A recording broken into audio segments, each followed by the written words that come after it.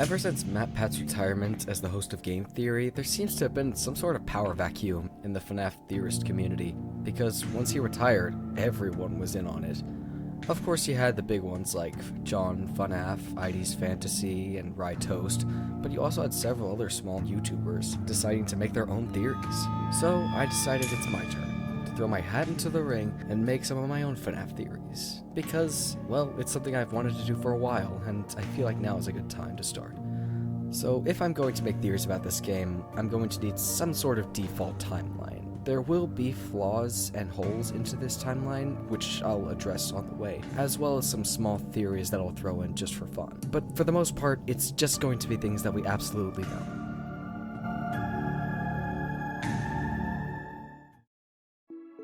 So, when making this timeline, I decided to sort of copy off some of Matt Pat's work, and decided to apply 3 rules to making a FNAF timeline.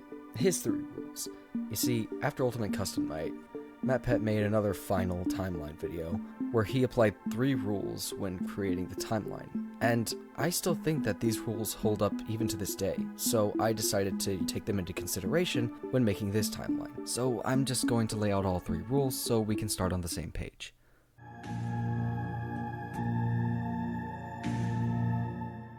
Rule 1. Put greater emphasis on information released more recently in the series. I think there's little doubt at this point that Scott meant to end the story several times at this point, with FNAF 3, 4, 6, Ultimate Custom Night. Several things that used to have major importance now have either been forgotten or retconned in some way. For example, Foxy's out of order sign doesn't seem to have as much importance as it used to when the game first came out. The Chica Beak clue used to be a major point for solving the lore, but ever since we moved past Dream Theory, it hasn't really been an important detail anymore. The voice spelling out Save Him in FNAF 2, events that we know to have happened earlier in the series are ones that we need to pay attention to more than the ones that have been in the past, because there's no way Scott or Steelwool or anyone could have known what the story was way back then. Rule 2. Adhering to key dates and events. There is a lot of speculation about when certain events or settings took place. Things that we know for 100% certainty happened, like the missing children's incident, the bite of 83, and knowing exactly when they happened, like the missing children happening in 1985, and Fall Fest taking place in 1970, need to be used as fixed points that the other details fit around.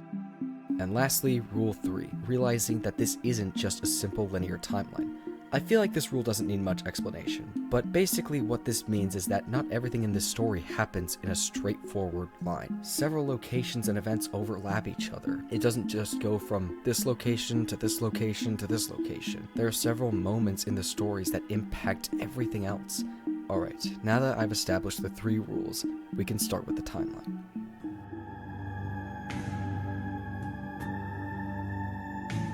The story starts with Fredbear's Singin' Show. We know this because of the old poster found in the Pizzaplex.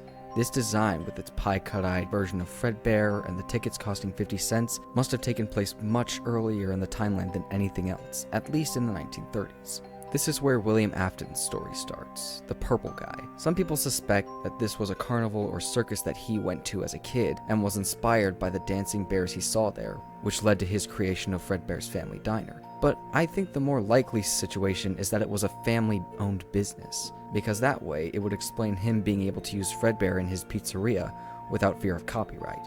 But I don't think it was just Fredbear who started here. One thing I've noticed that a lot of theorists pointed out is Sun and Moon, how they always seem to be connected to carnival and circus elements, even though they're technically jesters. But whether they're a jester or a clown, they always appear in circus and carnival themed levels, ones that seem to be taking place in Fall Fest. But I think that they dated back even further, all the way to Fredbear's Singin' Show, for 2 reasons. 1, the comedy and tragedy masks.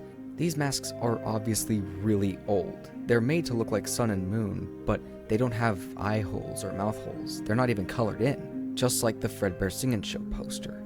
More evidence supporting this is the items that you can find in Security Breach Ruin, where the collection of items that you get seem to be telling us what animatronics were present at certain points in the timeline, and we can see that Sun and Moon were the first ones, even before Bonnie.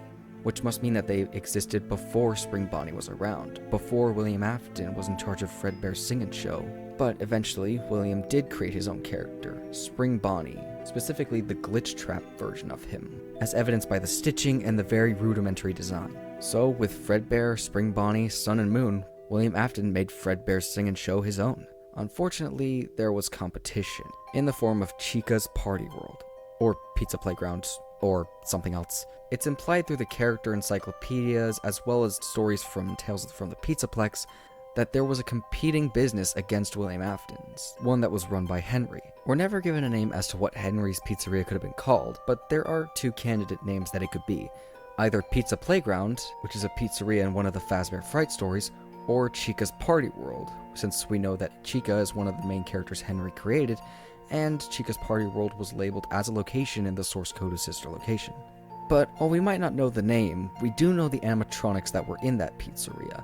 We know that Mr. Hugs and potentially the rest of the trash gang were in that pizzeria. Probably not as main stage performers, but rather just as little robot toys for people to play with. I mean, they're not really animatronics, they're just a bunch of trash, but they're labeled as animatronics in the game, so I don't really know.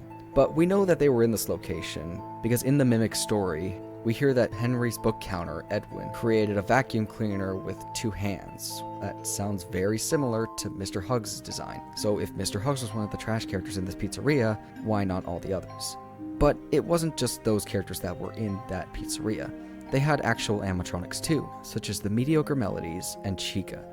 In the character encyclopedia, they point out that Ned Bear is awfully similar to Fredbear, as if he was a version created by someone else, altered to avoid copyright. And it's not just Ned Bear.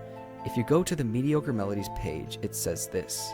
What's interesting about the Mediocre Melodies is that they're not part of Freddy Fazbear or Circus Baby groups. They look like they might have been a deliberate attempt to mimic the Fazbear animatronics. So what this tells us is that all of the Mediocre Melodies, not just Ned Bear, were made to copy off of the original 2, or original 4, I guess. But what makes me say that Chica was part of the Mediocre Melodies at this point? Well, in the Pizza Playground story, we hear about the pizzeria where the Mediocre Melodies started. When describing the animatronics, the book says that there's a banjo-strumming pig, a bear with a southern accent, 2 others that are broken down, and a quote, weird bird thing.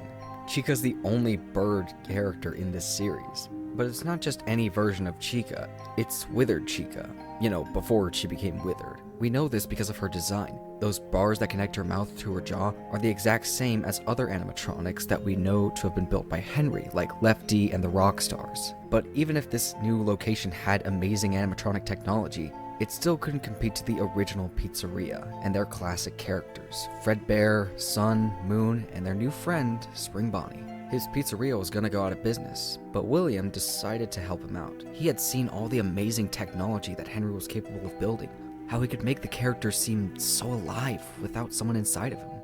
So he decided to buy out his business and have Henry work for him. And in 1970, Fall Fest opened up. Oh, you're still here? Well, I guess that means you liked the video. So if you want, you can check out some of my other videos. And while you're here, you could even subscribe.